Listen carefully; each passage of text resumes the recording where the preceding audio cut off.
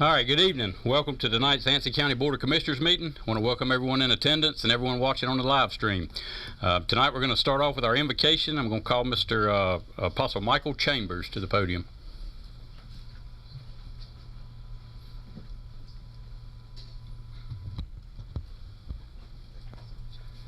First of all, we give honor to our Lord and Savior Jesus Christ and thanking Him for this opportunity just to come and to greet you guys tonight in prayer. Let us all pray. Father, we thank you for this night and for this day, oh God. And Father, we lift up these commissioners, the ones that have been delegated, Father, to rule and to make decisions, Father, for the benefit of this community, God. We invoke your presence tonight. Let your Holy Ruach rule in this place tonight, God. Give them wisdom, knowledge, and understanding as the decisions that are made, God, will benefit those that live in this community. Bless their families, bless their loved ones. And we decree this tonight. In Jesus' name we pray. Amen. Amen. Amen. Thank you for that prayer, Apostle Chambers. All right, this time I will ask for an approval of the agenda that's been presented. So moved, Mr. Chairman. Second. I have a motion by Commissioner Mims, second by Commissioner Gatewood. All in favor say aye. Aye. Thank you. All right, first up we have a public hearing on a rezoning case. I will ask, I got to go back and read the ethics statement, but I'm going to ask to recuse myself from the public hearing. But let me read the zoning statement or the ethics statement first. In accordance with the State Government Ethics Act, it is the duty of every board member to avoid both conflicts of interest and appearances of conflict. Does any board member have any known conflict of interest or appearance of conflict with respect to any matter coming before the board? If so, please identify the conflict and refrain from any undue participation in the particular matter involved. So at this time, I would like to ask for a recusal from the public hearing in reference to the rezoning case. Title. Someone make a motion. Yeah, we have to have a motion to. So moved. Second. All right, so I have a motion by Commissioner Mims, second by Commissioner Gatewood. All in favor say aye. Aye. Thank you. All right, so I'm going to ask Vice Chair Mims. At this time, we need to go into a public hearing for ZMA 25-004, Anson County Farms LLC, straight rezoning. What say the board? Second. Got a motion by Commissioner Little Reed, second by Commissioner Leary. All in favor? Aye. Aye. Okay. At this time, Yep. Evening, so we'll jump right into it. Okay, so as we identified, it's a straight rezoning identified as ZMA 25-0004 submitted by Anson County Farms LLC. Just as a quick reminder, this is a legislative hearing, so it's unsworn facts and opinion. There's no sworn testimony or anything of that matter. Excuse me, sinuses. So with this going before the Board of Commissioners, after you've heard all the information presented and consider it, the Board of Commissioners will provide a statement of consistency and a statement of reasonableness concerning their actions. And so jumping right into the meat of it, so this is in total approximately a 55-acre parcel. What the applicant is looking to do is subdivide a 1-acre portion out and rezone that portion as RA1 and have the remaining acreage stay as RA5. So as I said, this is a straight rezoning, so there's no conditions tied to it. Whoever the landowner is can pursue any permitted use within an RA1 zoning district. So the blue line on your screen outlines the parcel in its totality. The yellow hash marks indicate the 1 acre they're looking to rezone and then do a subsequent subdivision on. This is a preliminary plat that they've already had a surveyor come out and do the work. It's just in case it's not clear, it is the darker outlined parcel. And again, it's approximately 1.12 acres in total. When you take out the acreage within the right-of-way, it comes out to a net of 1 acre. These are the site conditions as they exist in the area. As you can see, it's predominantly rural, agricultural. It's kind of hard to see in the photos just given the field of view, but there is a row of houses along that area. And just to kind of point that out, this section here is a row of several 1 acre parcels that have been developed for residential purposes, as well as this section here, which is identified as Belmont Avenue. So in a rezoning, one thing we have to consider is this action consistent with the land use plan? Excuse me. So a rezoning from RA5 to RA1, the biggest difference you're going to see is density. Most of your permitted uses in that region are generally the same. There's a few minor differences. So generally it's just a density issue. So as I alluded to before, and it's kind of hard to make out on the screen, but it hopefully is a little more clear in your color packet. Like I said, here is a row of 1 acre parcels approximately that have been developed for residential uses. This section here along Belmont Avenue is zoned as R20, mainly just due to the density that they were constructed at. Apologies. So given all that, and that there's a significant number of similarly sized parcels and developments within the area, it's considered that this action would be consistent with the land use plan. So a public hearing was held by the planning board on this matter on April 3rd. They unanimously voted to provide a recommendation of approval for the action. They found it to be consistent with the land use plan. Given the findings and the aspects of the proposal, my department also finds the action to be consistent with the land use plan and the general character of the neighborhood, and given those findings, it is recommended for approval. So at this time, do the commissioners have any questions or concerns before we turn it over to public comment? No? Okay. I'll open up the floor to anyone who wants to comment on the matter. Okay. Be none, the commissioners can move forward with a motion as they see fit.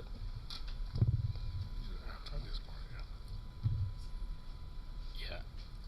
Do they need to state their findings after the public Yeah, hearing you can is closed? state it afterwards Yeah, once you've issued your decision. No commissioners have any comments? Need to close it. At this time, can I get a motion to close the public hearing? Got a motion by Commissioner Leary, got a second by Commissioner Little Reed. All in favor? Aye.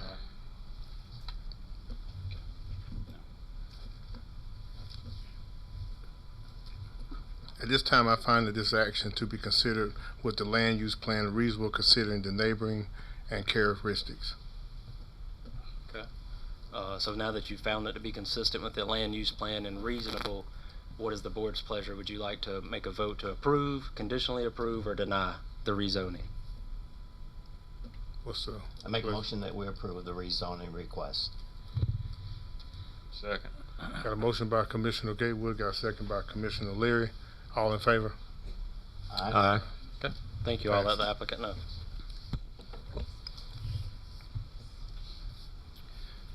All right, so thank you for taking care of that.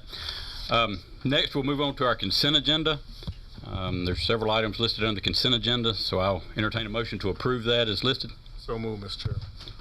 Second. Motion by Commissioner Mims, second by Commissioner Gatewood. Any discussion on the consent agenda? Hearing none, all in favor say aye. Aye. Thank you. All right, next, under appearances, we have Davenport Public Finance.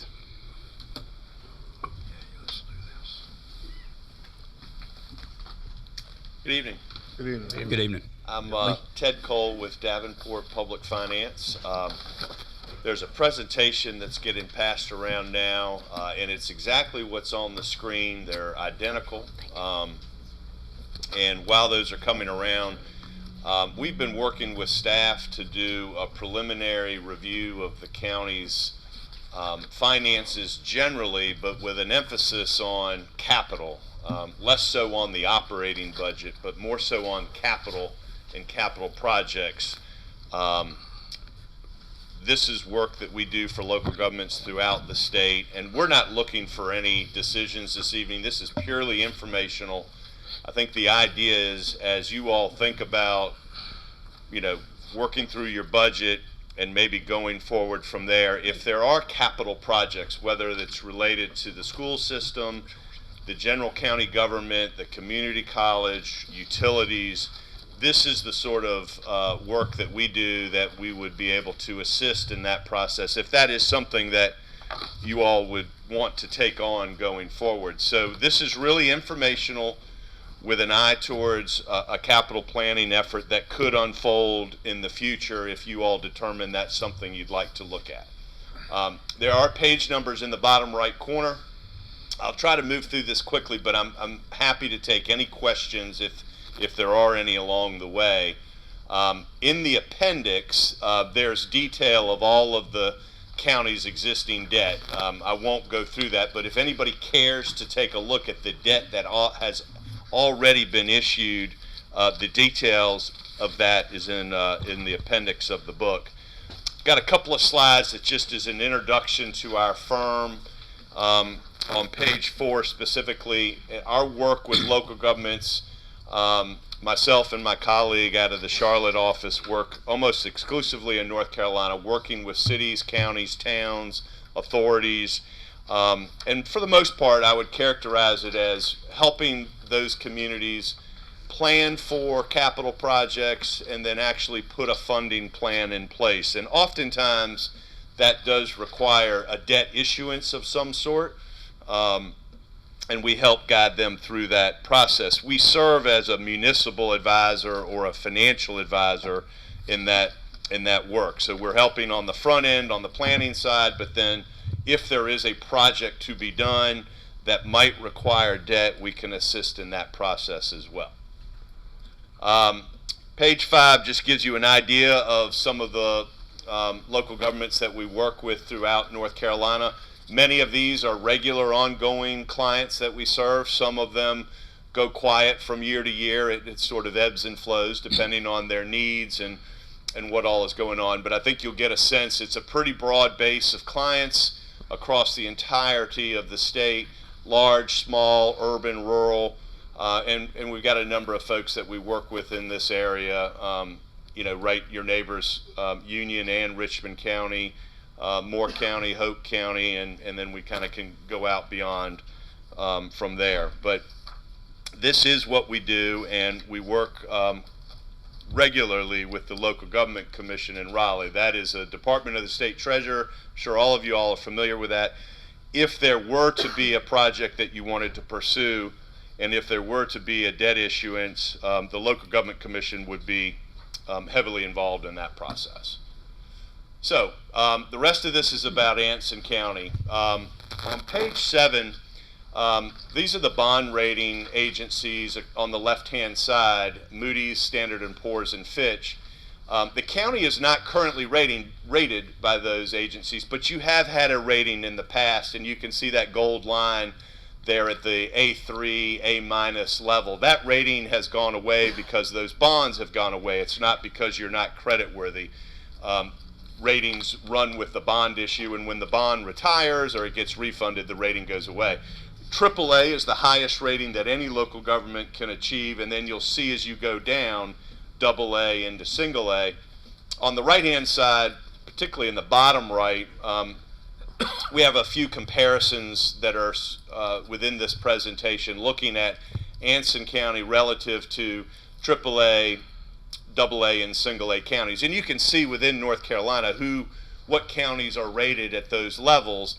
We subscribe to a database that Moody's maintains, so one of those rating agencies, and you'll see they rate 57 counties in North Carolina. So they clearly, there's a number of counties that they don't rate, that don't have bond ratings, like Anson County currently, and many others that just haven't had a need to secure a bond rating for one reason or another.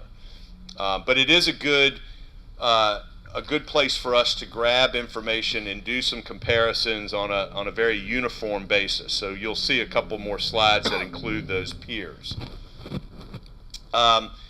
Related to the ratings, if that is in the future, and again, that would only be something you would pursue if you needed to go out and issue debt, and if we determined, for example, that going to a bank to borrow money, there was a better way to do it. Many local governments borrow through the banks. and never need to establish a bond rating. They're a lot of banks that lend to local governments, and that works very, very well. But in terms of the rating agencies, and I think you could say this for a bank loan officer or credit officer, they look at a number of things. They look at the economy. I'm talking off of that chart in the bottom. Moody's puts a 30% weight on that, and that's things like your tax base, your assessed value per capita, median household income, the economic output of the region. That's 30% of the rating, and you'll see that checkbox. That's really something that you don't control in the short term, right? You just can't manage those kind of things through a budget. Those are longer term initiatives to create a place where tax base grows, jobs are created, and what have you. Institutional framework, you get a very good score for being a North Carolina county. That's worth 10% of the rating, but you don't control it. It's just a function of being in North Carolina, and they view North Carolina as a good government state. Financial performance, so that's how you budget, how you perform relative to your budget, your reserve levels. That's 30% of the rating. You do have a little more control over that, right, as you're making decisions about budgets and spending dollars and what have you. And then finally, leverage. That's going to be debt, your pension obligations, your post-employment benefit obligations for retirees. So debt and debt-like items is 30% of the rating. So out of 100%, you have decent control over 60% of it between finance and leverage, and there's another roughly 40% that is not something you can manage month to month or maybe even year to year. They're longer term plays, or it's out of your control. So we look at this and we look at our clients in this context of how do we help a client move forward with projects and try to manage this rating matrix effectively. Couple slides on fund balance, actually one slide on fund balance. On the left-hand side, we have 5 fiscal years, 2020 through 2024, and I know your staff's been working really hard to get caught up on audits, and that's great to see. You're current through FY24. What this chart on the left is showing us is the operating revenues in the general fund on the gold bar, and the gold line is your revenues, and the bars represent your expenditures, looking at debt service and capital in the dark and light green, and then the capital is in gray. So what you see out of 3 of these 5 years is the gold bar was above the gold line was above the bars. That means you've got surpluses, your revenues are exceeding your expenditures. In the last couple of years, your capital outlay and your transfers out have been a little bit higher, but I think that was by design for capital projects where you were spending some dollars rather than having to borrow for that. And generally, your fund balance, while it's come down a little bit over the last 2 years, it's generally been growing year over year. Upper right shows how your fund balance compares to your budget. So your general fund balance is a percent of your expenditures. A typical policy range might be in the 15 to 40% range as a minimum. You've been operating in that range, so that's something you might want to give some thought to going forward if you don't already have a fund balance policy, is to consider putting one of those in place, and that's oftentimes done as part of this capital planning effort. So you've managed yourselves well. You have pulled some reserves down in recent years, but I believe that has largely been for capital, not for operating, right? Your operating expenses are covered from your operating revenues, which is exactly where you would want to be. And then that very bottom right chart is comparing Anson County and gold. That's your unassigned fund balance as a percent of revenue. Higher is better on a percentage basis. That gold bar being further out to the right is good. And when you look how you all compare to the bottom, those North Carolina counties in that dark green bar, you are lined up very nicely to the AAA and AA green bar, and you can also see those blue lines represent the min and the max within those groups. And while you're not out there at 50+%, you're solidly in the 20 to 30% range, which is where the majority of these AAA and AA counties operate. And so kind of close the chapter on this. You've managed that fund balance well. You've got a structurally balanced budget. You're up to date on your audits. There may be some merit to thinking about a fund balance policy going forward, and you compare well to other highly rated communities. Right? Any questions on that? Okay, so the rest of this is mostly about debt.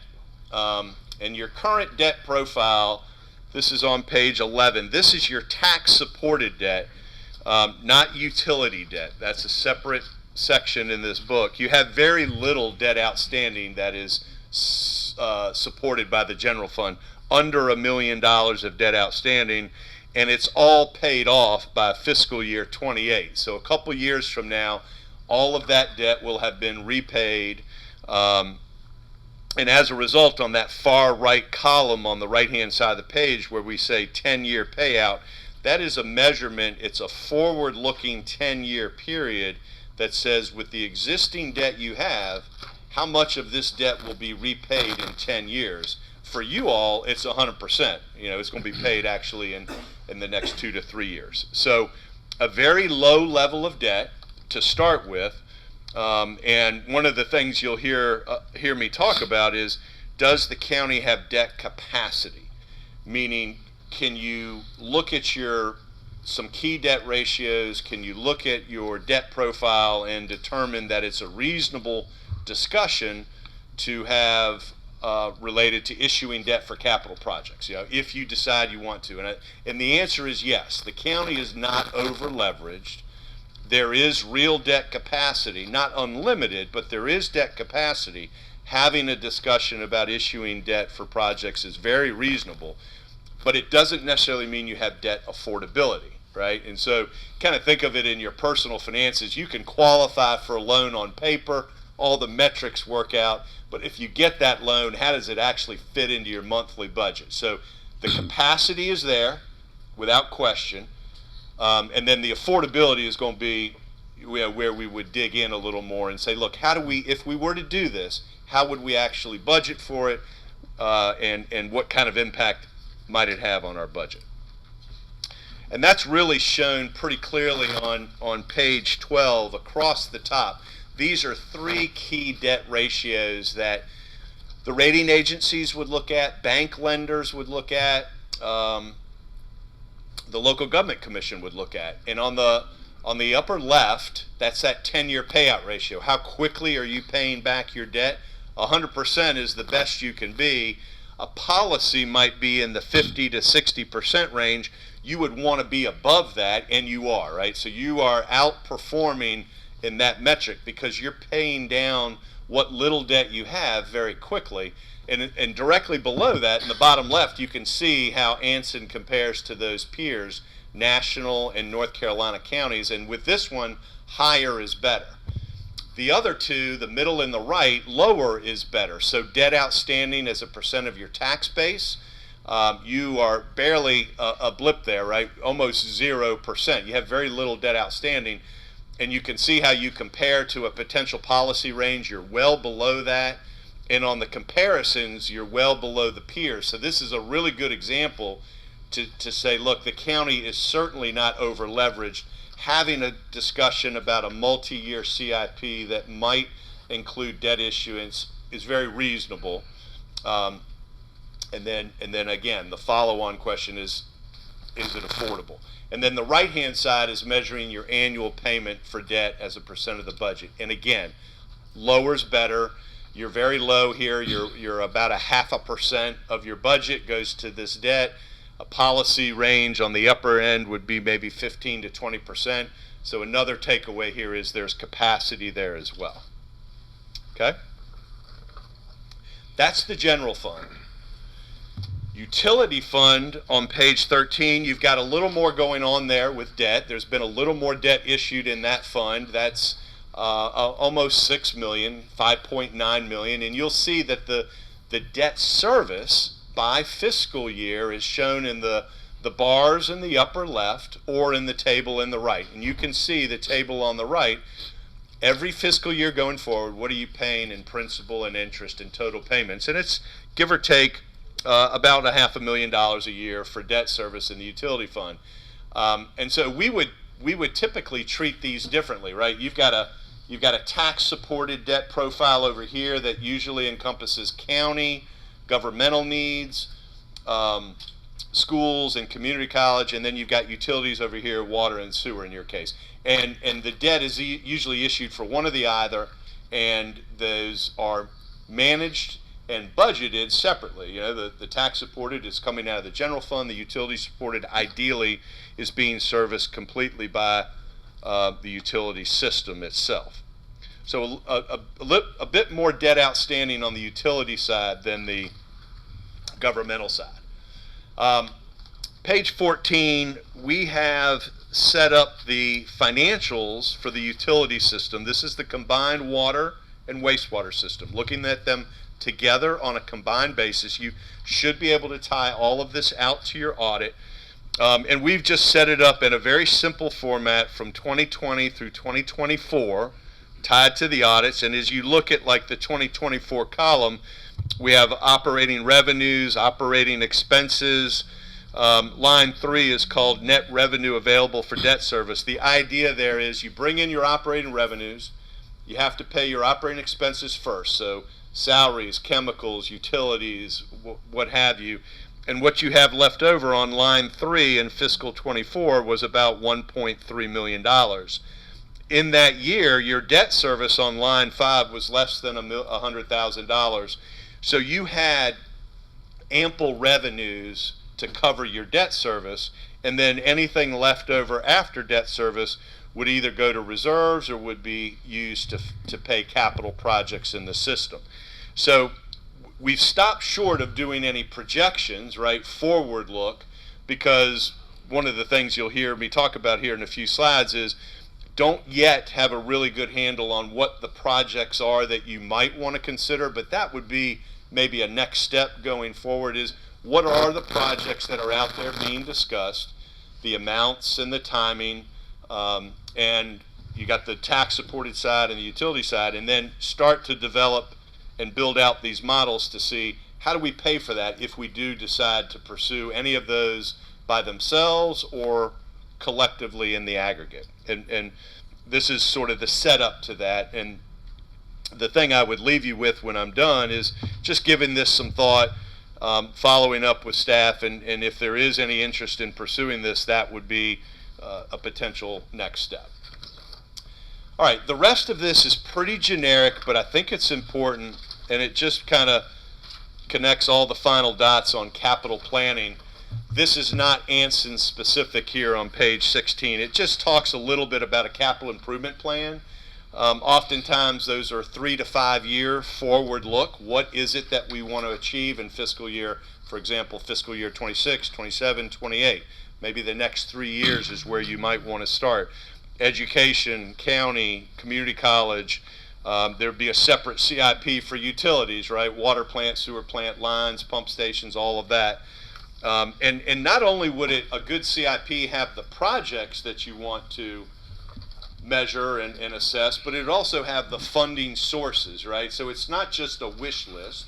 It's a list of projects with amounts and timing, but there is also an effort to put the funding sources. And the funding sources could be cash, could be fund balance, could be debt, could be grants, or some combination of all of those. So building out a CIP, and it doesn't have to be a terribly involved or complicated model. It can be a very simple model that we then say, okay, what does it look like if we want to fund these projects over time, and what sort of financial impacts could there be on the county's general fund or on the county's utility fund.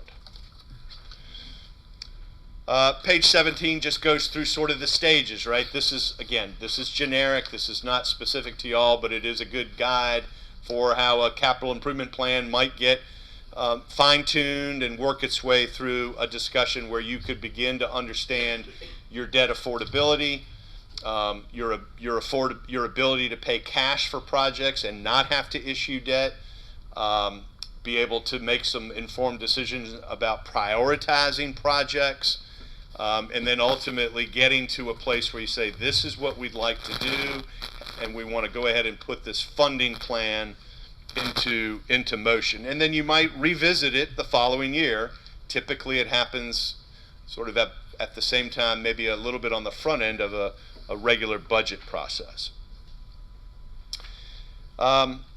Page 10, oh, excuse me, it's page 18, sorry. All the different types of funding options that are available to a North Carolina local government. Grants, obviously, those are great when they're available. Pay-go, that just means cash funded. You know, you're going to pay that out of current year revenues or maybe out of reserve fund that you've accumulated, what have you. Then you get into different types of debt. General obligation bonds, those have to be approved by the voters, right? So it has to go to a referendum. Voters have to approve that debt. And many projects get done that way, but there are many projects that get done through the next types of debt: installment financing, limited obligation bonds. Those are debt issuances that don't require voter approval. They do require a public hearing and a board approval, but it doesn't have to go to the voters. And it's very commonly used. So if you were building a school and you need to borrow money, you wouldn't necessarily have to do a general obligation vote. You could do an installment financing, go to a lender, borrow money, and you would put a mortgage essentially on the facility, a lien on the building, if you will. Revenue bonds, that's typically most often seen for water and sewer projects where you are borrowing money and the source of repayment, the collateral that the lender has is the revenues of the system. So it's not supported by your taxing authority. It's not supported by a mortgage on a facility. It's supported by the revenues generated by the system. The bottom two are a little less commonly used. In the interest of time, I'll just leave it at that.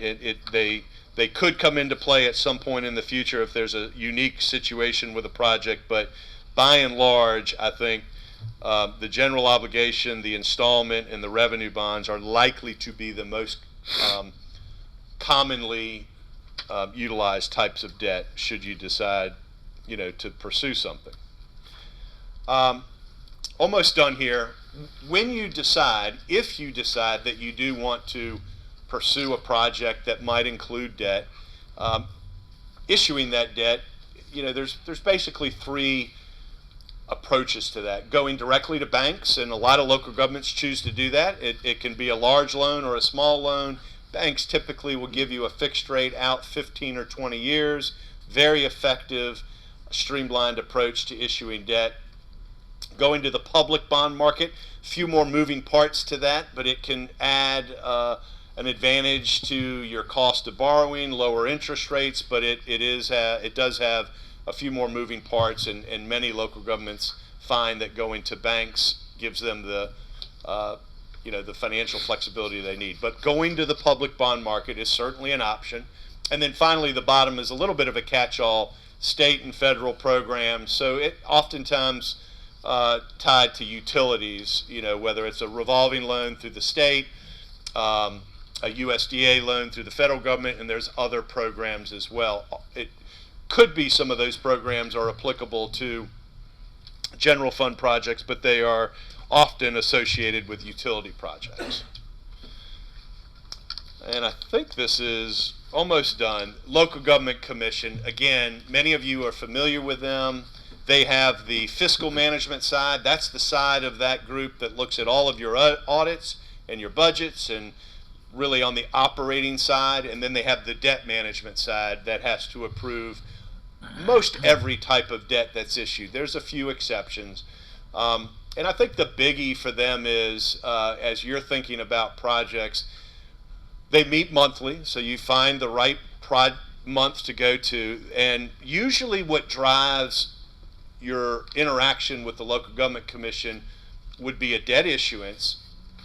And the timing of that is usually associated with or aligns with when the project that you want to fund is ready to be bid. The Local Government Commission needs to make a finding that your borrowing is adequate but not excessive, not too much and not too little. And the way they do that is they want you to have a bid in hand, so you've got to have X dollars, and therefore they can make that finding that your borrowing is properly sized. They generally don't like you to borrow based on estimates. So the timing with the local government commission tied to debt is usually driven by the project schedule, and when do you get through design, engineering, and when are you ready to bid the project. That will usually drive the financing schedule. All right, and then the final wrap up, and I think I've covered a lot of this, but tax supported finances at the top, structurally balanced operating budget, have used some reserves to pay for capital, but that's a very, if you will, valid use of reserves. You're in a strong fund balance position compared to other rated communities. Very little debt. And on a going forward basis, I guess it's that fourth bullet. Understanding the debt affordability, I think, will be one of the most important things going forward. What resources do you have running through your budget to help support capital investment, right? And that could be tax revenue. On the school side, it could be sales tax revenue, lottery revenue, any reserves that have been accumulated, lots of different, or I say a handful of different funding sources. Some of them have to be used for specific projects, right? You can't use restricted sales tax for a county project. That's got to be used for school projects. Same with lottery. So we would typically, in that CIP process, try to look and compartmentalize the schools separately from the county needs and the community college needs, because we don't want to commingle those revenue sources where they're restricted to one or the other. So the debt affordability piece going forward, I think, is going to be one of the critical discussion points, and that CIP development is an important first step. And then largely the same on the utility takeaways. Looks to be financially self-sufficient, self-supported, a moderate debt profile. Again, you have a little more debt outstanding for utilities than you do on the general fund, but certainly would not say it's over leveraged. It's a moderate amount of debt. And really understanding what those capital needs are, the timing, the amounts, and how they would fold in, and measuring the impact that would be the impact of funding those projects and tie it to your water and sewer rates. So again, this is all just informational. I think it's a setup for if it's something that you all might want to engage in going forward. Again, I'd just call it generically multi-year capital planning. We've got the baseline. We do this with a lot of local governments. We'd be happy to come back if it's appropriate at the right time, if there's a desire to talk about that further. And I think with the county manager and finance, just felt like maybe this was a timely little debt 101 type discussion that might be helpful to you. Yes, sir. We obviously have a lot of capital needs in this county, but the debt affordability is going to be our problem. That most places we work with have debt capacity, and it's the debt affordability that tends to be the biggest challenge. I've got one question. You said that typically the project drives the timeline on selling a bond. At what point, or can you give me an estimate on how long the process takes from start to putting it on a referendum?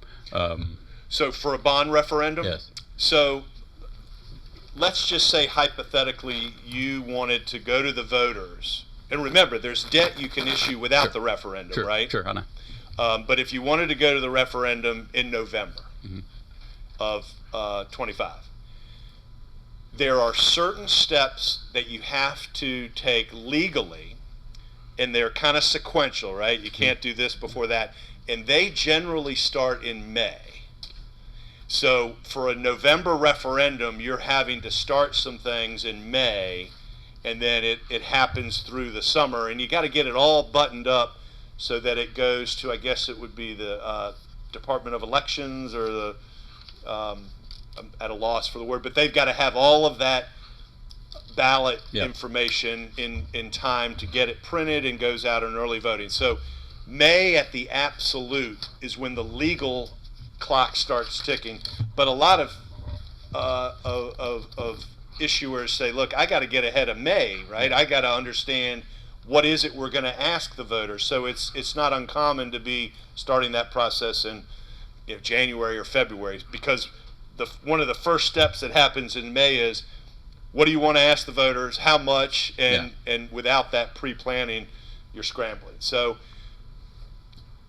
I hope that answers your question. It does, yes, sir. Because I obviously don't have any experience selling bonds, but I'm just curious on the timeline. Right. And for those installment debts, there are board meetings we have to go to approve that debt, typically 2, public hearing and resolutions. And I would call that from start to finish, that would be maybe a 3-month process.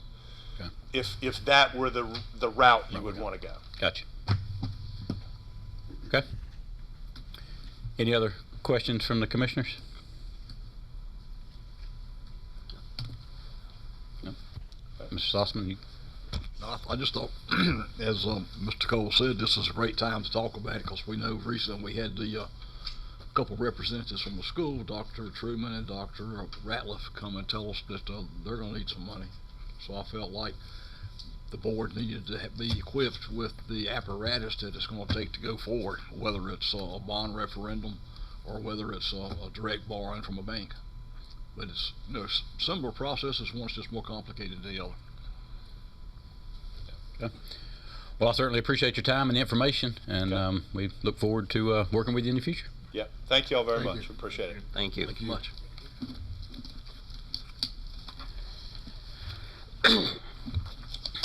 All right, next up we have Nick Addison, the county surplus property. Okay. So to jump right into it, there's been some requests by commissioners to identify surplus properties that the county could dispose of, get them back out on the market and on the tax rolls. So the county manager, I, and Wendell Smalls, the facilities director, don't believe it. Oh, he's right there. It's perfect. So Wendell identified a short list of properties for potential disposal, and you can see in your packet the top 5 identified were the AA Center, the ex-EMS and Inspections Facility on McLaurin Street, the Farmers Market, the old hospital site, and the prior water department buildings as well. And so what we did was we identified some of the criteria that these properties currently have, their square footage, their assessed value, their access to water and sewer, different things that may or may not make them marketable, as well as any particular issues that may impact their disposal, in particular in regards to the AA Center and the Farmers Market. There are current leases tied to those facilities, so that would be something to contend with.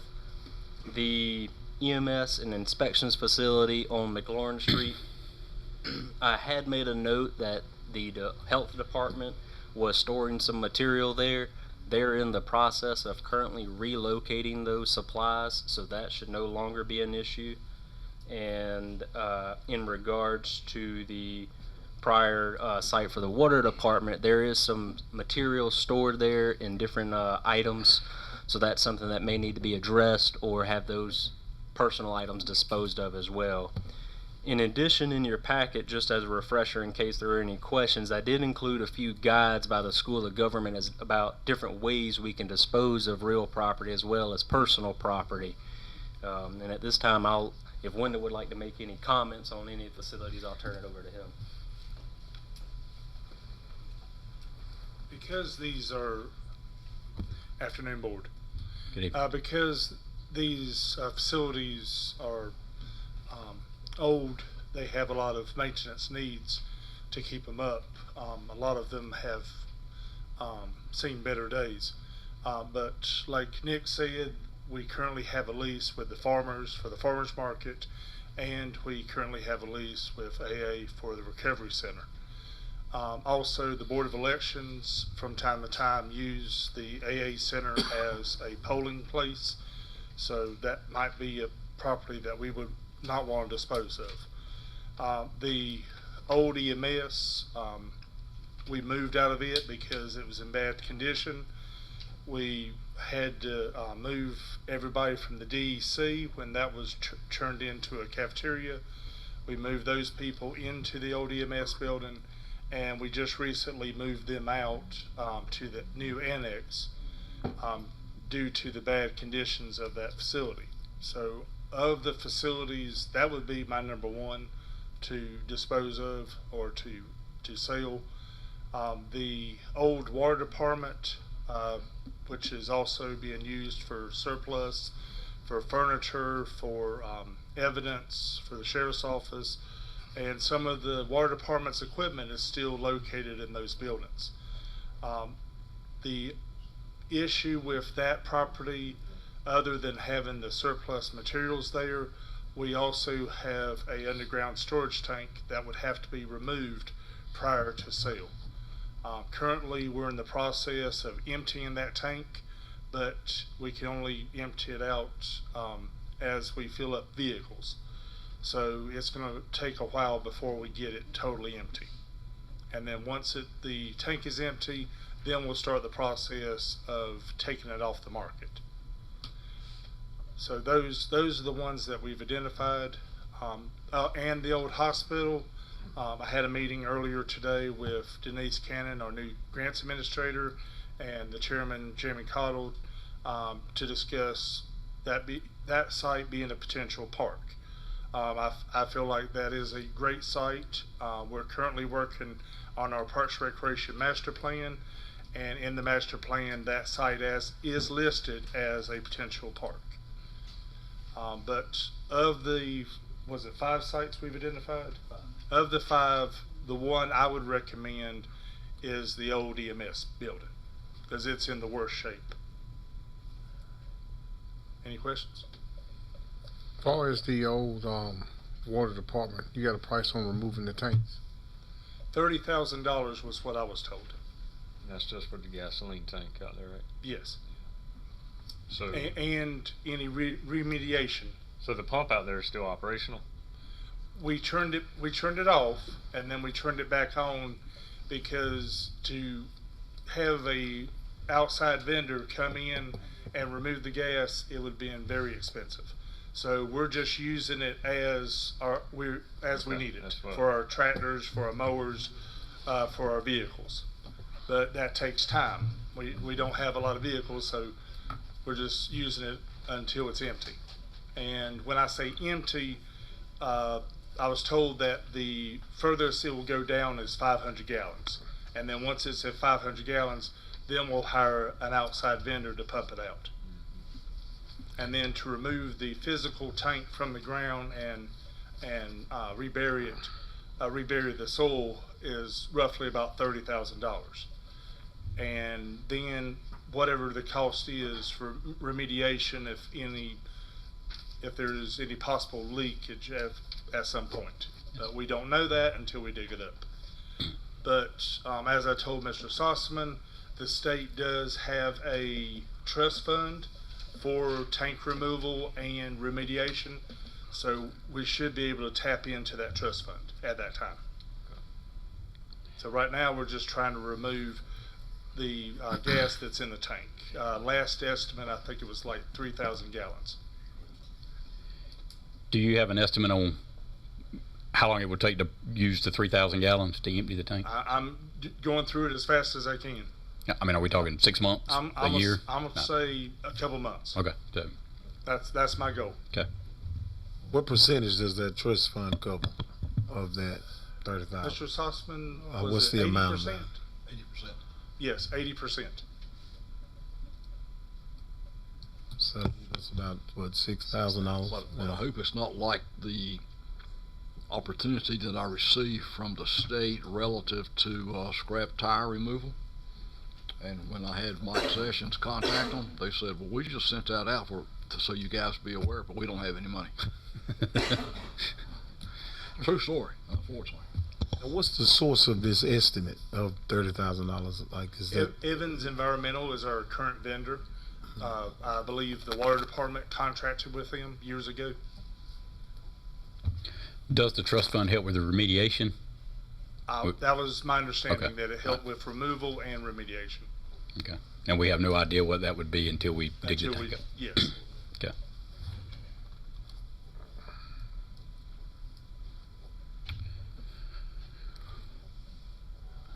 Any other questions?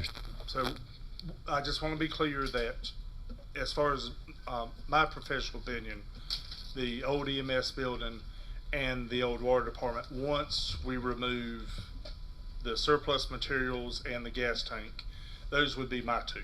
The others we're still using at some capacity. But Mr. Gatewood wanted us to provide a list of potential sites, and those were the potential. We've passed a year, so now it's month to month until we renegotiate another lease. And the lease is $1 a year, and I know they paid last year. I don't know if they've renewed this year yet. But as far as the contract, or contract, it said once a year has passed, then it goes month to month. And I'm not sure about the contract with the AA Center. Okay. I personally have never seen that contract. Thank you. And the reason that I even entertained the idea of the farmer's market, because it's in such need of repair, I just want to entertain the idea that the farmers might want to purchase it from us. If not, then we can continue. I think that would be the only option I would support on for the farmers sir. markets. Whether the farmers market wanted to put a group together to purchase it, or we maintain it. I don't want to see the farmers market go away. Yes, I it's don't utilized by want the to go citizens. away. Yeah. I just listed it as a possibility because there's so many repairs that need to be made, they might want to do the repairs themselves. Gotcha. Okay. Well, I agree with your assessment that those two properties would be my priorities is if we were going to Yes, sir. dispose of some. Any other questions? And neither of those two are being utilized for anything right now. The old water department or the old EMS building. No, sir. The only thing we're using the old water department for is storage, and it can be moved. It'll take some time to move it, but if we Where have to, we can move it. Where we move those items to? I'm just curious. Do we have somewhere to put them? Sell them. So- We could sell them or Yes. dispose of them. Sale, dispose, and some items could be moved to the annex. The reason I asked that question because if that has to be disposed of, would we have to include it with this surplus now, or would that be later? You could declare it surplus, and what we Yeah, have to right. do is, what usually happens is we get an itemized list and bring it back to the board. Okay. And heretofore, if I remember this correctly, the board has asked us to lift things on GovDeal for at least 90 days, and then if nobody buys it, then we can dispose of it, throw it away. I think from talking to Mr. Small and Mr. Addison that there are other options besides GovDeals that are approved by the state of North Carolina for surplus disposal. That might be quicker if expediency means anything. Like some of the surplus items at the old water department is from the water department. So those items could be moved to the annex where the water department is currently located. As far as surplus furniture, I've already taken pictures for GovDeals, so I could give that list to Mr. Sossman.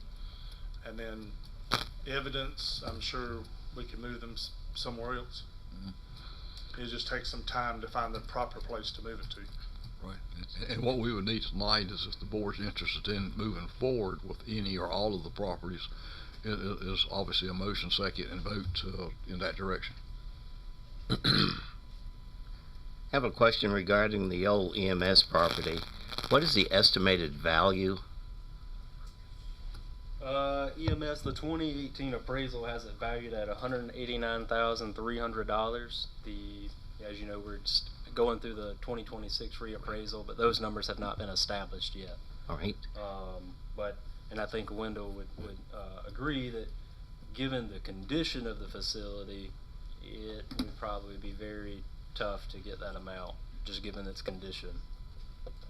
All right. And what about the old water department facility? The value on that one is, including all the facilities, is $192,800, and again, that goes back to the 2018 appraisal.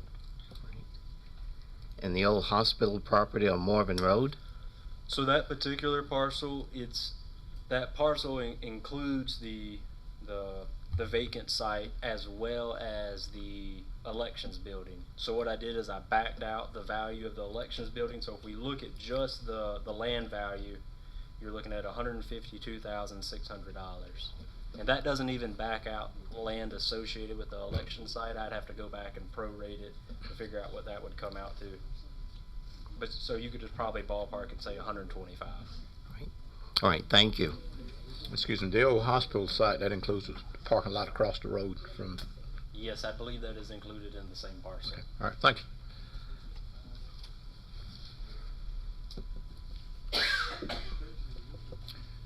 Any other questions for Nick or Wendell? Does the board have any, I guess, activity motion you want to make? Or we want to table this, or think on it? Make a motion that we put those properties up for surplus that they have recommended to us.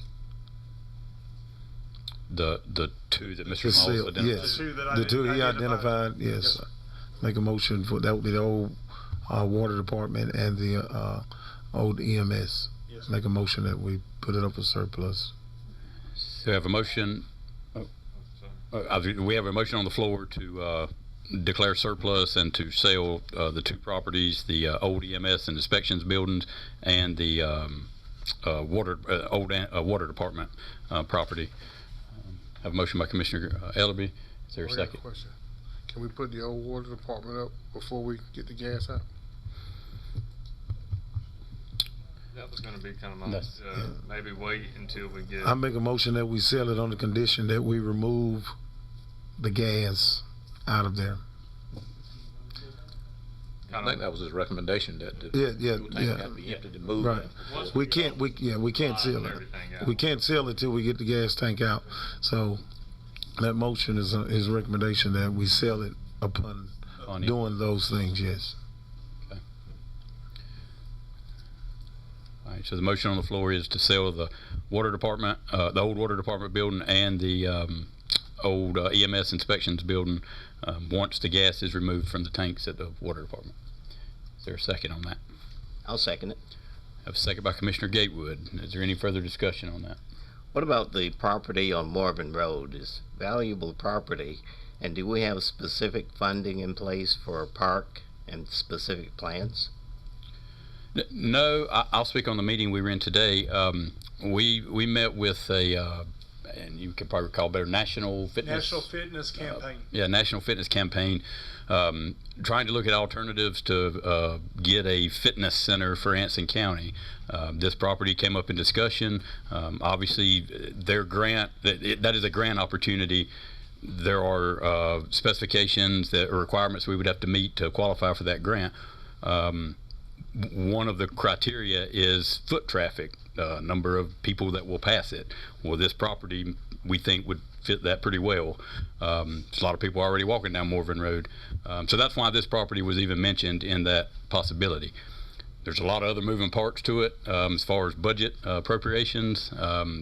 Wendell's working on a grant, the master plan for the Parks and Rec. Yes, that would play into it. So there's a lot of moving parts there. So no, we're not ready to build a fitness center or any type of fitness park there today. But I just think that's a valuable piece of property that we probably want to hold on to for just a little bit longer. All right. Is my opinion. Thank you for the clarification. My second still stands. Okay. Any other discussion on the motion to sell the two properties? All right. All in favor, say aye. Aye. Any opposed? All right. Motion passes. So Thank you. appreciate the information. Yes. Thank you.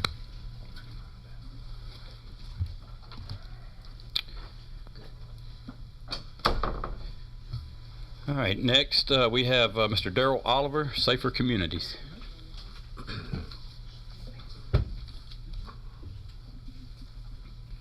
Good afternoon, Board, and thank you for having me. Good evening. I'm Darrell Oliver, the Executive Director of Safer Communities Ministry. And I just want to come here today and let y'all know who we are and what we're doing here in your county and the services we offer. We know how difficult it is to help someone re-enter in our society from jails and prisons, right? and we have 2 prisons here in the county. We have been in existence for over 40 years, working with recovery, reentry, and family services. We currently got a grant from the government to help us with these things. After 4 years of collaboration with SPCC and many other interested in serving the justice-involved community, SCM began working as an intermediary agency focused on establishing a state-recognized local reentry council for Anson and Union counties. We have partnered with many agencies over the last years, which has helped us in creating a reentry council for these counties. The North Carolina Department of Adult Corrections has provided crucial startup funding for the council and has expanded our reentry program. We have hired a case manager, a specialist, reentry specialist, and a local reentry council coordinator. We currently rent an office out here across from Atrium Hospital, beside Feed My Lambs. I was contacted by them, and they said so many people come to the hospital suffering with drugs and alcohol, and then they go across the street to Feed My Lambs with nowhere to go. And so they offered me rent me an office there. I said, okay, let's try it. And I was amazed. We got it last year, and we opened up in January. And I just want to tell you a little bit what's going on out there. We've had one person we helped with transportation. We've helped 3 get jobs. We helped 4 with ID assistance. We've helped 4 with food assistance. We helped 2 with Medicaid benefits, 2 with prescription assistance, 17 with peer support, 3 families that have been given resources such as food and power assistance. We're having individuals come out to our office, and you'll see the canopy out there. If you go by and look over there, you see the canopy. The office is awesome. We having people coming from probation and parole. They test dirty at probation and parole. They come out to our place and said they sent us out here. Said you could get us help. Then we get them into long-term treatment programs. We've got 2 this past month, and it's just amazing as we're working. I'm so thankful for our good sheriff and what's going on here. He lets us come in to the county jail every Monday and every Thursday. On Monday, we teach opioid education. And what that's about is we teach things like the Samaritan law. You wouldn't believe the people who's dying that don't know this. If someone ODs in your presence, you can call the police, and they can come, and they cannot arrest you if you had a user amount of drugs. A lot of people don't use this. I preached a guy's funeral this week whose brother died, and he could have stopped that. So we teach things like don't use drugs alone in this opioid education class. Always have Narcan. We give Narcan out. We work with them. We want to help the individuals right where they're at. Most of the people we deal with are at the bottom, okay? They had made bad choices, and they're ready to turn their life around, okay? And so that's our goal, is to help them to become, we're taking tax liabilities and turn them to law-abiding, tax-paying citizens. Now, it's a process, all right? It's a process. On Thursdays when we go into jail, I send 4 men chaplains and 2 women, and they give us the full run of the whole jail for several hours. And it's just unbelievable, the impact. We're making such a difference here in our county jail that Richmond County had called over here and says, we want this in Richmond County Jail. We already have an office in Union County Jail. We've been in Union County Jail for 25 years. Why does this make a difference? It costs about $100 a day to house an inmate, okay? We teach life skills in Union County Jail 3 hours a day, 4 days a week to the men and women. Those who come through our program and do not return to jail saves Union County $1.87 million over a 4-year period. Our recidivism rate is 15%. The state rate is 40 to 50%. You see the difference we're making by helping those individuals. The rate we do not have, which I'd probably get more funding if we had this statistic, is 75% of those incarcerated children will follow them into the criminal justice system. And that's sad. But what about it? Here's the statistic we don't have. Those men and women who come through our program and that go home and become men and women of character and integrity, and the children don't follow them. Now, if we knew that statistic, we would have more funding. But what it is, we are making an impact. We are recovery, reentry, and family services. There's so many grandparents raising grandkids in our community right now because their parent, because their child is on drugs or locked up, and they throw it into a dysfunction. Our goal is to help the whole family, to help those families, the grandparents. We work with them. We help them get transportation. We help them get food. We work with Feed My Lambs, and we're building this program up in the county. Currently, we have like I said, we have a grant, and that grant will run out in a few years. The goal of the grant is for us to build it up so big in the community and have such an impact that it'll be taken over by the county in the future. All right. So I'm just coming here laying the foundation for something, 2 or 3 years down the road, I may come back to you again. But what I want you to really know about is who we are, what we're doing, and the service we offer. So if you know anybody on drugs or alcohol who wants some free assistance, you can have them call our office.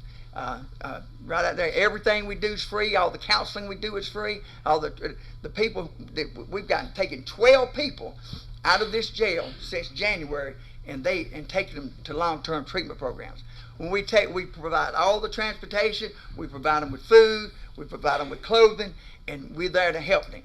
And hopefully when they come back out, we can connect them with services. We got funding for housing, we got funding for transportation. We're working with Atrium Hospital to get medications for them. So we're building up this army of resources for our county, because there's so many. I'm from Anson County, and there's so many people around here that don't know where to turn. I don't know if y'all know this, but we're in the midst of a fentanyl epidemic. I mean, it is bad. But hey, we do have an answer, and we do have resources to help this county now. Okay. Thank you for letting me share. Do you have any questions? Correct me if I'm wrong, but I think Safer Ministries is also involved with the opioid settlement here in the county. Yes, we got opioid funding, and I'm thankful for that. Thank you, Mr. Saltzman. There's so many things that goes on behind the scenes that they work, and that's part of that office too. The Reentry Council does have the recovery. It's reentry, recovery, and family services. Yes, okay. We have state and opioid, and we're thankful for that. Okay. Mm-hmm. Any other questions for Mr. Oliver? I appreciate what y'all do out there. Well, thank you. Thank you for having me. Yes, have a blessed day. Thank you. All right, that concludes our appearances for tonight. We're going to move into our public addresses. To my statement.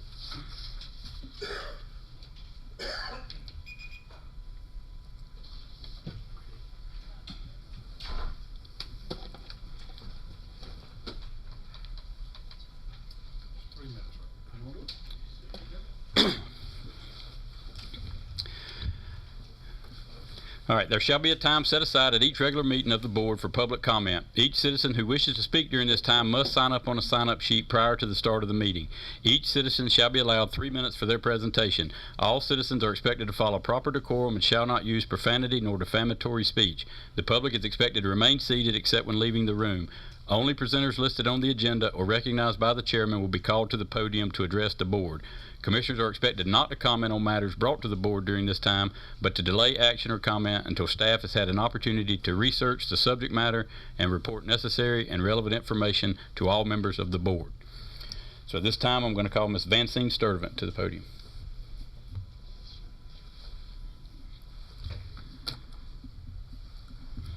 Good evening. Good evening. Again, we are back. Faith-Based Center of Hope is with me, Players Elite. We are here again, and I pray this is the last time. Not the last time I'm coming to the meeting, so y'all ain't gonna get rid of me at the meeting now. But the last time I will be speaking about my property. I went through some paperwork trying to find the pictures and how it looked whenever we first purchased it and everything. And because I do so much in the county and feed the elderly, and we will be at Ebenezer on Thursday passing out hygiene, clothes, and food. Councilman Garrett Snuggs, Pastor McLeod, Players Elite, and different one, town manager Wiley Ross, we will be at Ebenezer. I didn't have time to find the pictures of what the property looked like whenever I purchased the property. But it had large trees on it and everything. I was informed that you were told that you will only pay for what I can prove.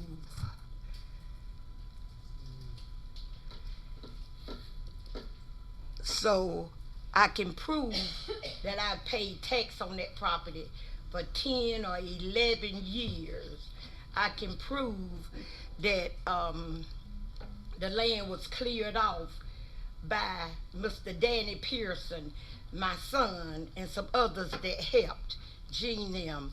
I can prove that Harrington Lawn Service from Rockingham cut the property in 2023 until I found out that I no longer own the property.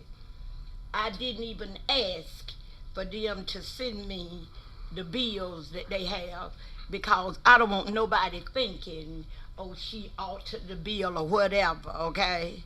So I asked Mr. Harrington to come tonight, and I also asked Mr. Pearson if he would come, and I'm gonna give up my other minutes. How many I didn't even do a whole minute, did I? Okay, so I got a suggestion. Where's Mr. Small? You were talking about the gas that you have out there in the tank. Mother's Day is coming up. For real. We got so many dedicated mothers that's 70 or above. I'm still in that range too, you know. Give us that gas for Mother's Day.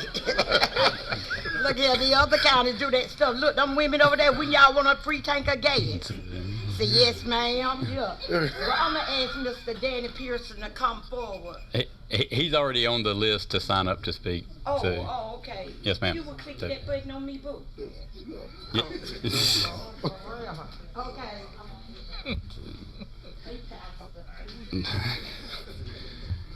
All right, next we have Apostle Chambers.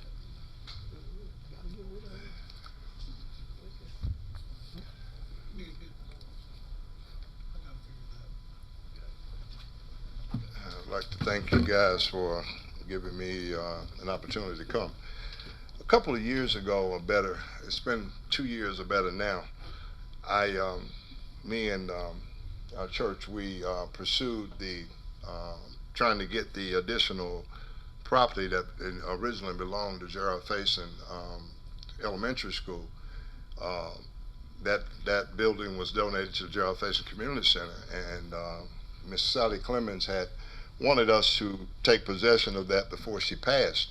So we ended up being the new Gerald Faison Community Center, and we got possession of the building, and the church operates from that place. So we went to the school board about the ball fields, and we already own the gym. I've heard some testimony that the school board owned the gym. They don't. We have the gym, and we have a portion of the property.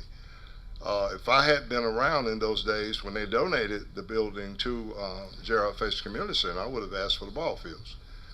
We have found an opportunity to get some things done, and it would look better for the county if we could, on a grant, if we could show that we have what is needed to, process that property for the Gerald Faison Community Center. But anyway, we went to the school board, and we went back and forth with them a couple of times, and our people prepared a presentation that we wanted to present to them. We were denied the right to do that, and we kept going back and forth. I was told that the county commissioners had to see if they had a use for the property. So I came over here and appeared before you guys and ladies, and you guys responded quickly, and I appreciate what you did and you let the school board know that you guys had no interest in the property at that time, and I think the attorneys got together and they let them know that. And so then I was informed that the school board couldn't give it to us, and it wasn't that we were asking for it. We wanted to ask for it, and we did ask for it, but we also asked that they would sell it to us at a reduced price. Well, we were told that they could make that decision, and so even after we came, I've been going through this so much, I got to get my thoughts together. But even after we came over here and it was told to them that the county had no interest in it, then there were some other things that came up. They wanted to bid it, and a high price was put on the land and whatever. But the statute says that the land can be conveyed 3 or 4 different ways. Well, no one ever brought that to my attention. I took the liberty to search it out and read the statute for myself. So a couple of years ago when I came here, and you guys responded quickly, you said you had no interest in it. And so I would hope that you still feel that same way, that you don't have any interest in that property. That property has been there for decades, and our church and ministry has been down there 27 years, and we have totally remodeled that entire school facility. We have given birth to a daycare that has created jobs in this community. Last year, we gave birth to a Oasis Kitchen and Cafe that's created jobs in this community. And our integrity as a good organization that's about community development should stand and go beyond question. So a couple of weeks ago I spoke to Mr. Sossaman. That same presentation that our people prepared a couple of years ago, we haven't had a chance to really show the county our heart, and it was scheduled, and then I was called back and said that for reasons unknown that you guys didn't want to allow us to do the appearance.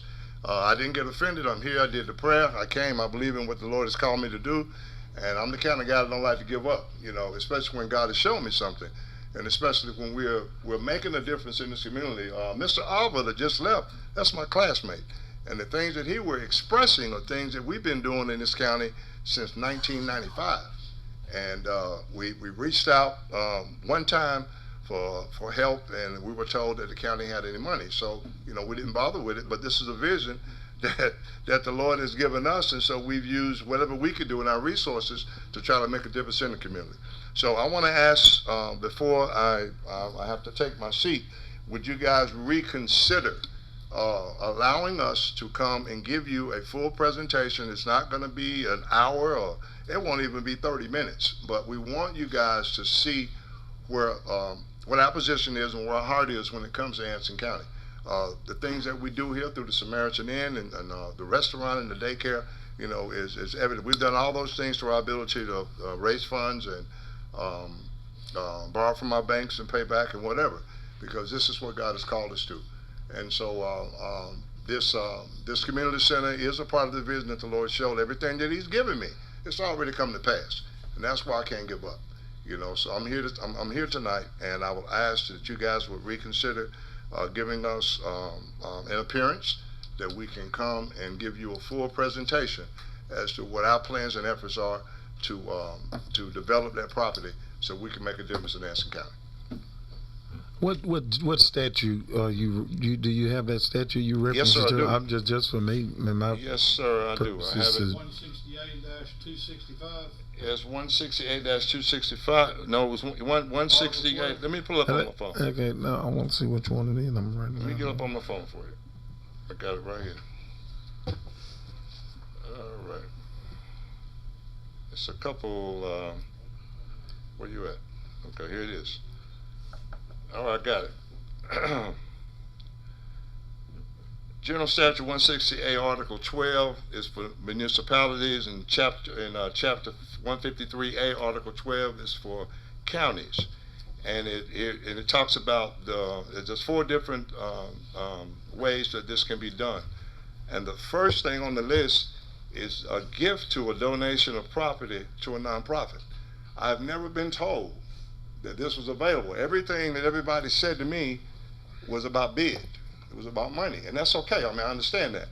But I didn't get the full scoop of what the statute was saying.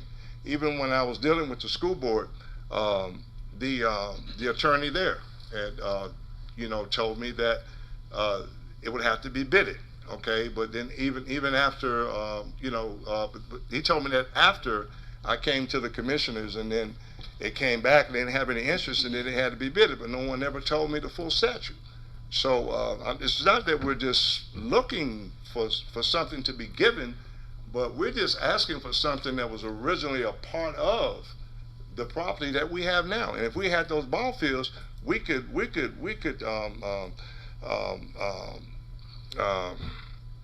develop that for intramural sports, man. Just like Mr. Darrell was talking earlier. This drug problem is bad in Anson County. These gangbangers, I mean, you got Bloods and Crips and all this kind of stuff, and I deal with them all the time. I've had young men come to the Samaritan Inn that were gang members, and I actually met with what they call a big homie. That's the person that's over the gang. And because this young man wanted to do better in his life, and I spoke with this gentleman myself, the gang leader.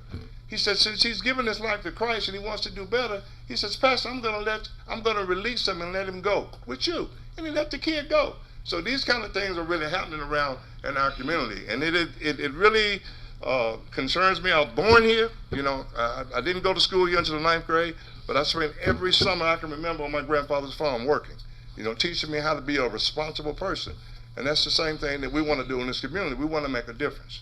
So I just ask that you guys would reconsider giving us an opportunity to come back at some point in time and actually let you see what we have put together to show the county as to what what our heart and spirit is for the Anson County community. Okay, so we'll consider that, and I can assure you that we can make that happen. My question is, as far as the phase and property, what are you requesting anything with that property? What? We already have that property. The school board already owns? The other portion of the property, the ball fields. Yeah, yes, so you're requesting that for the county to give that to you, or? Well, I'm requesting the county to consider. Okay. To consider. I mean, the Bible says you have not because you ask not. Right. So my reasoning for asking what the statutes were, you said 160A. Yeah, it's 160A. 279 deals with. And that's what the one he mentioned. I can't see my own hand right now. 279 280, they deal with personal property and real property. Yeah. If you look at Article 12, it's 168-265. Yeah, 265, and then the other one is 168-279. -265 and 153 dash what? 279. Yeah, 168-279. Oh, okay. And my reason for the question is because originally when this property came up, I was not full aware. Totally, I had read some of it, but I wasn't 100% sure. But I think when this property came up, I made a motion, that we accepted and gifted it, and I think it was mentioned that we could not do that. Right. And so I think the motion went another way. I'm aware of what you all are doing in the community, and I can't speak for this board. I can speak for myself. I think that we need some community development, and we need some positive change, by all means. And so that was my point of asking that question. And there are a lot of good minds up here, and I'm sure that the details of this can be ironed out, worked out to what is decided. But okay. Yeah, I just want a clarity on that. Okay. And I'll speak to the attorney. Maybe he can give an interpretation of it at some point to us. We'll research the general statutes, and I'll be in contact with you or the clerk to schedule you an appearance to present what your I guess your mission is for your entity there. Okay. So, all right, I appreciate it. Thank you. Thank you. Thank you for what you do. All right. Next up, is it Twinkles Taylor?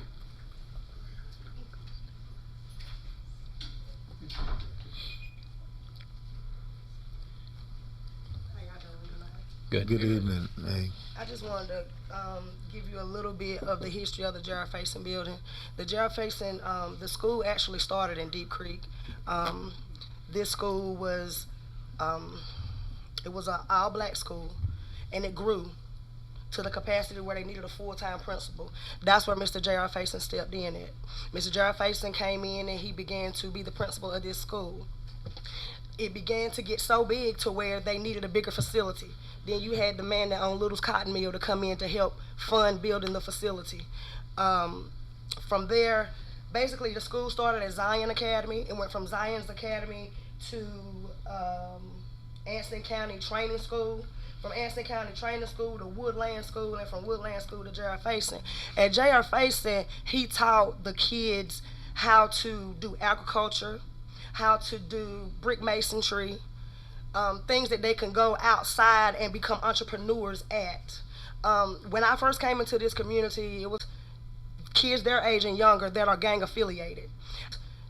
Kids their age and younger that are gang affiliated. I feel like as a community, we need to come together and give these kids something to do.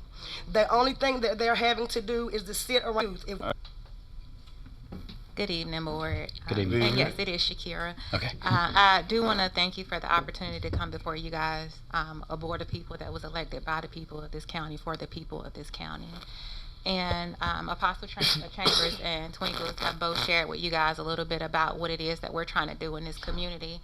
And I'm reminded of a famous quote by Mahatma Gandhi, and it's often paraphrased in this manner, saying, be the change that you want to see in the world. Twinkle shared with you the history of the J.R. Faison Center and the work that was being done by that previous owner. Well, we're looking to continue that very same work here in our community. And that would be done through recreational activities, through counseling, after school programs, through teaching life skills and entrepreneurship. The same work that was done then, we're looking to continue that. That was almost over 100 years ago. So I just wanted to share that, and I thank you for saying that you'll give us the opportunity to come before you and to provide that presentation. So that we can go into detail as to what that would look like. So I just want to leave you with this quote that is most commonly attributed to Eldridge Cleaver, and is, if you are not a part of the solution, you're a part of the problem. Thank you. Thank you. Thank you for that, Ms. Phillips. All right, next up we have Danny Pearson.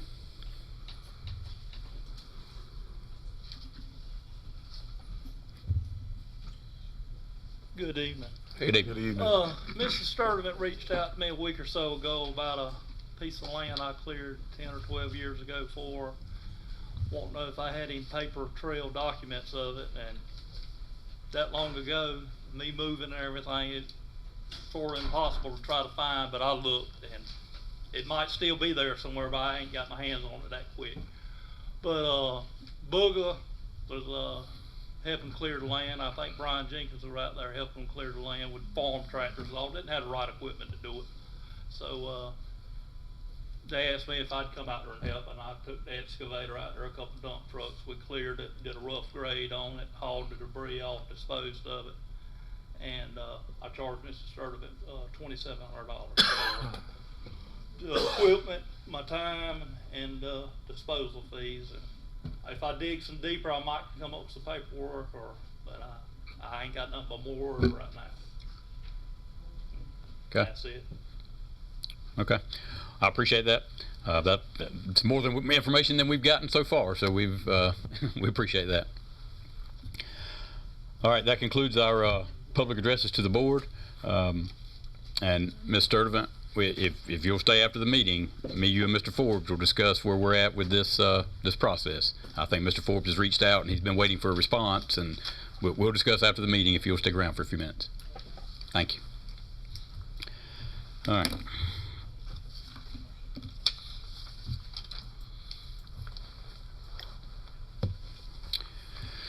All right, moving on to our manager's report. Thank you, Mr. Chairman. Each one of you should have in your agenda package a Anson County budget calendar for our FY 25-26 fiscal year. And as you can see, we started back in January working with department heads and departments. And what we like to do is get you to adopt it or modify it and then adopt it if it's your pleasure, so that we can go ahead and continue the budget process all the way to adoption. And if you'll notice at the very bottom, Tuesday, June 17 is a meeting date, and we're hoping maybe to get the budget adopted then. However, a fallback position would be June the 30th, and it has to be adopted by then by state law.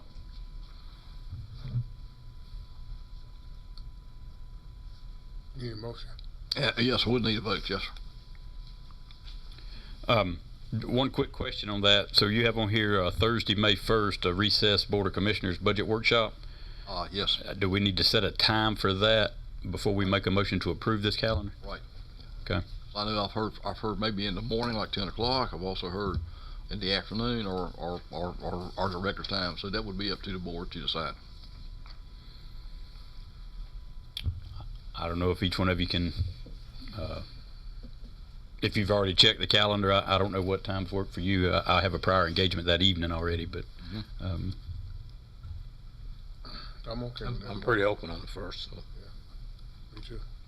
okay. So And you could do it, like there's a lot of requirements. You do it in the evening or any time during the day. You could do it that morning at 9 o'clock, 10 o'clock, whatever. And I know we got commissioners at work, so that's why we're put it out now. probably 6:30.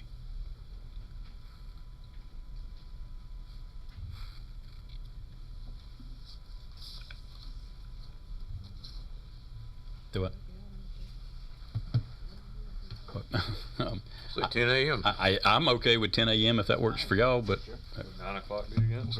Yeah, 9 works. 9. I'm okay with 9. 9 is fine.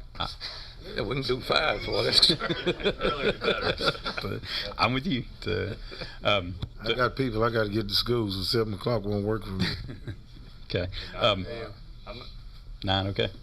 Okay. 7 o'clock, 9 a.m. I think 10 is Oh, you think 10's better? Yeah, 10 a.m. That was the first proposed time, morning time, right? 10 a.m. 10 a.m. Yeah. Yeah.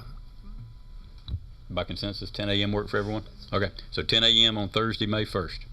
Thursday, May 1st.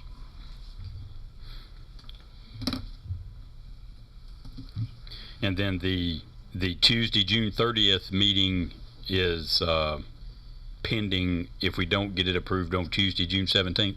That's correct. Okay. So, all right. Are there any other issues with the proposed calendar? All right. Hearing none, I'll entertain a motion to approve the proposed budget calendar. So moved. Second. Motion by Commissioner Mims, second by Commissioner Little Reed. Any discussion on it? All in favor, say aye. Aye. Thank you. All right, next. Next item, Mr. Chairman, is the employees of the quarter for the second quarter of 2025. And the first one is Gerald Cannon Jr. He works at the library, nominated by Caroline Hightower. Then Chris Harrington from the Water Department, nominated by Mike Sessions. And Kimberly McClendon in the Health Department, nominated by Dana Thomas. And so this is, you don't have to take a vote or anything, this is just for your information. Well, I want to say congratulations to those employees, and I appreciate the hard work and dedication they provide to the Anson County and to the citizens. So, and then my last item is, unless the board has any questions or suggestions for me tonight, is the proclamation that I've had information from both Duke Energy as well as PD Electric, because this is recognize the linemen who get up and keep the energy flowing down the utility lines. And so I do a special appreciation. I think also there's some pictures that they have sent, and I forwarded to you, of linemen actually in action. yes, sir. So this is just a proclamation, designating April 18th as Lineman Appreciation Day in Anson County. Right, sir. And then I can get our clerk to send a copy of the proclamation to both PD Electric as well as to Duke Energy. Okay. Well, I for one certainly appreciate what the linemen of this county do. When the power's off, you start panicking and calling them right away. So I appreciate everything they do. I do too, because I lost mine literally on Christmas Eve. I woke up and the house was cold. I made the phone call and they said, we'll have it back on before noon, and they did.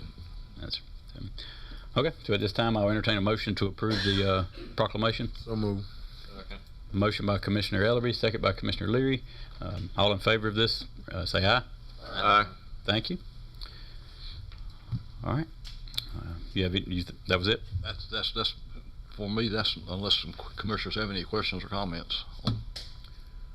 Okay. This time, anything for the manager? All right. We'll move on to the chairman's report. The only thing that I want to add is we don't have a proclamation for it, but this week is Telecommunicator Appreciation Week. So in the same time you're panicking about getting your power back on, I bet someone called 911 because something caused the power to go out. So if you see a 911 dispatcher or telecommunicator this week, tell them how much you appreciate the services they provide to the county. They're the first line that any emergency, that's the first person you're going to talk to. They have to handle it professionally, and never knowing the outcome, a lot of times they move on to the next emergency. And I was negligent. I missed something because there's a Commissioner Woodburn knows. Last week he actually hosted, along with the county, the District 10 NCACC meeting, and one of our EMS employees, Mr. Brian Nance, was recognized for his work in Helping Hands, which is an initiative. Yeah, I've got a note to mention on that as well. So I want to thank Mr. Commissioner Woodburn for setting up the District 10 meeting. Mr. Woodburn serves as the regional director for District 10 for the Association of County Commissioners. That's comprised of Anson, Montgomery, Stanley, and Richmond? Anson, Montgomery, Moore, and Richmond. Okay. Those four counties, he's the regional director for that, so he set up and handled the meeting. So I want to thank you for putting that together. I thought it was a good meeting. We had a lot of great conversation with the four counties as well as the association. They are our basically liaison to our legislators in Raleigh. So I think there was a lot of good conversations of issues that affect this county and obviously the other three counties as well. So thank you for that. Also in that meeting, as Mr. Sossman alluded to, Mr. Brian Nance, our EMS director, was recognized as our local hero. I'll let Commissioner Woodburn go into more detail on what the local hero recognition entails, because that's part of the association and the mission there. So if you will. Oh, okay. Thank you. Is that an individual will be recognized, and so we did recognize Brian Nance as Anson County's Heroic Hands, and the NCACC is going to put together a booklet with all of them in that. And as a matter of fact, the executive director, Kevin Leonard, sent out an email today in a form attached. There may be others, because the way that the district meetings were put together is the county that hosted let me back up. The county of the district director should elect a Heroic Hands, and Mr. Nance came to the surface in that, and I was responsible for that. That's on me. And we did that, and I think the way the email I read today is the other counties will have the opportunity to recognize someone from their county as well. But we appreciate Mr. Nance. He and his family were there, and he did a good job making his presentation of his work, what he does, and what it means to him. And the only other thing, I don't know if you have something else. No, go right ahead. I was finished, so you go right ahead. Also, just like to mention, this came up at the Rocky River RPO meeting actually last month, and I didn't bring it up because it was kind of left hanging out there. The STIPs, State Transportation Improvement Plans, and as some of us here worked on Anson County's, I guess about a year or so ago, out at the 911 center, a concern has been raised by some of the faster growing counties that they think that the time frame for, and it's reviewed a lot more often than what the time frame said, but I think it's good for either 5 or 10 years at the time. I think it's 10 years. And they're asking that it be reviewed more regularly because of their growth, which, what we have in place is working for us now, but we may be in the same boat somewhere down the road. So I don't know if they're actually going to change anything, but our STIP plan is up to date right now. And matter of fact, it's not scheduled to be redone, I think, for another, we'll probably meet it on the next couple of years. But it's good for now, and unless they change the requirements, it'll be there for the upcoming future. And we pay attention to what's on it, and at our RPO meetings, we can always make recommendations that new things be looked at. So that's something that I try to stay on top of. We usually meet practically every month. Sometimes it's every other month, but that's another thing that I wanted to put out there. Also, Central Liner is I attended that, and they're there for help and assistance if the county needs it, but there wasn't anything that came out of that I needed to pass on at this time. That's all I have right now. Okay. Thank you for that. Any other commissioners' comments or concerns? I appreciate everything you do, Commissioner Woodburn. Oh, thank you. Thank you. All right. If nothing else, Ms. Forbes, I don't believe we have any closed session items tonight. So make a motion, we'll adjourn. A motion to adjourn by Commissioner Ellaby, second by Commissioner Little Reed. All in favor, say aye. Aye. Thank you. Motion adjourned, or meeting adjourned.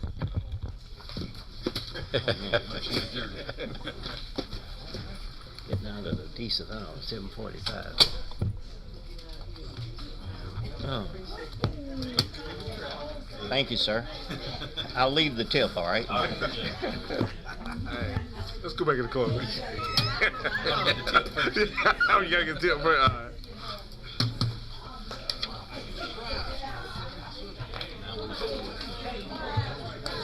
right. What was that?